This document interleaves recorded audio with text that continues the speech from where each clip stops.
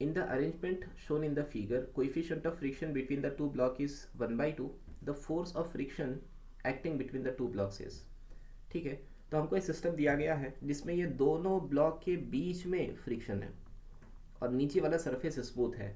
नीचे वाले सरफेस के स्मूथ होने की वजह से इन ऑब्जेक्ट पर लगने वाली छोटी सी फोर्स भी इनको मूव करवाने के लिए काफ़ी हो जाएंगी। तो हम क्या करेंगे, पहले पूरे सिस्टम को एक ही कंसीडर करेंगे। 2 किलोग्राम और 6 किलोग्राम वाले सिस्टम को एक ही कंसीडर करेंगे। यहाँ पे सरफेस स्मूथ है, यहाँ पे टोटल सिस्टम 4+2 यानी 6 किलोग्राम का सिस्टम है। दो फोर्सेस लग रहे हैं, कितने, 20 न्यूटन की, और राइटवर्ड डायरेक्शन में लग रहा है 2 न्यूटन की।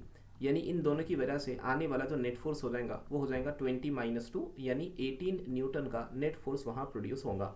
और 18 न्यूटन की वजह से पूरा का पूरा सिस्टम एक्सेलरेट करने वाला है। सो एक्सेलरेशन ऑफ सिस्टम बराबर हो जाएगा net force divide by mass of the system 18/6 यानी 3 मीटर पर सेकेंड स्क्वायर के साथ पूरा का पूरा सिस्टम एक्सेलरेट करने वाला है। किस डायरेक्शन में, लेफ्ट डायरेक्शन में पूरा सिस्टम एक्सेलरेट करने वाला है। पूरा सिस्टम के माने 4 किलोग्राम भी और 2 किलोग्राम वाला ऑब्जेक्ट भी।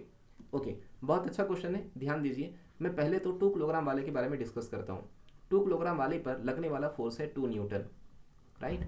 ये ऑब्जेक्ट नीचे रखा गया है 4 किलोग्राम वाले पर। अगर ये 4 किलोग्राम वाले पर रखा है यानी सरफेस पर रखा है तो नीचे की तरफ आने वाला फोर्स हो जाएंगी 2g के बराबर, और सरफेस की वजह से आने वाला नॉर्मल रिएक्शन भी बराबर हो जाएगा 2g, यानी मैं 20 लिख लेता हूँ उसको। सो नॉर्मल रिएक्शन का वैल्यू 20 हो गया। सरफेस रफ है, इस वजह से पीछे की तरफ फ्रिक्शन आएगा, इस वजह से पीछे की तरफ फ्रिक्शन आएगा, ठीक है ना। ये है मैक्सिमम वैल्यू ऑफ फ्रिक्शन, ये है फ्रिक्शन का मैक्सिमम वैल्यू जो यहाँ आ सकता है। फ्रिक्शन का मैक्सिमम वैल्यू कितना हुआ, फ्रिक्शन का मैक्सिमम वैल्यू को लिखा जा सकता है mu times of normal reaction से। म्यू का वैल्यू है 1/2 और नॉर्मल रिएक्शन की वैल्यू है 20, यानी मैक्सिमम वैल्यू ऑफ फ्रिक्शन आ सकता है 10 न्यूटन के बराबर, राइट। मैक्सिमम फ्रिक्शन कितना आ सकता है, 10 न्यूटन के बराबर। अब जरा सोचिए, अगर फ्रिक्शन की वैल्यू 10 हो गई, राइटवर्ड डायरेक्शन में लगने वाला फोर्स हो गया 2, तो नेट फोर्स हो जाएंगी 10 - 2 यानी नेट फोर्स हो जाएगी 8 न्यूटन। नेट फोर्स हो जाएंगी 8 न्यूटन।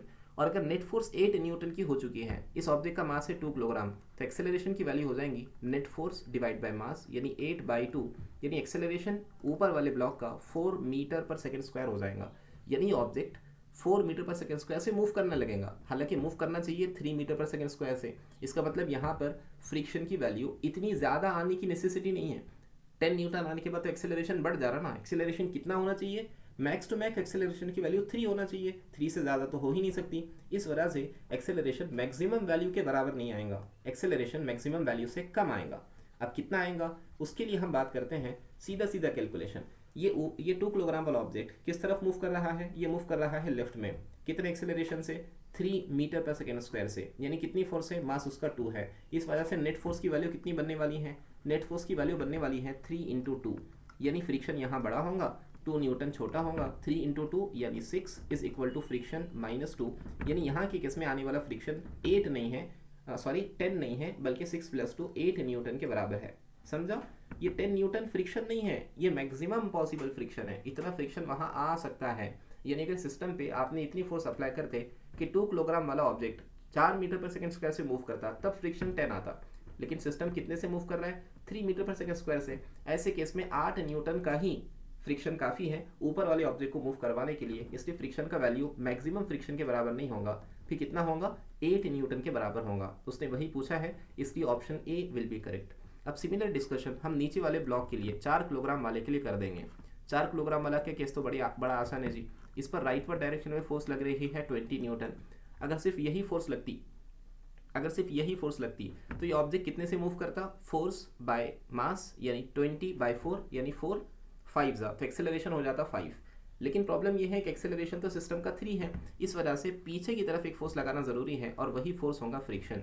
इन दोनों फोर्सेस के बावजूद ऑब्जेक्ट सामने की तरफ एक्सेलरेट कर रहा है with an acceleration 3 and with a force of 4 × 3, यानी लिखा जा सकता है, क्या लिखा जा सकता है, नेट फोर्स यानी 4 × 3 बराबर होगा 20 माइनस फ्रिक्शन।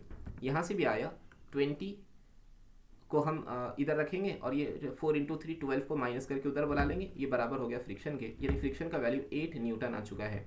यही फ्रिक्शन ऊपर वाले ऑब्जेक्ट पर जाएगा। यहाँ पर फ्रिक्शन का डायरेक्शन क्या है, राइटवर्ड। जब उसका रिएक्शन फोर्स देखेंगे तो 2 किलोग्राम वाले पर लेफ्टवर्ड डायरेक्शन में फ्रिक्शन लगेगा, यहाँ से दो अलग अलग तरीके से हमने फ्रिक्शन का वैल्यू निकाल लिया है, दोनों से फ्रिक्शन का वैल्यू कितना आ रहा है 80 Newton. So option A will be correct. समझ आया ये?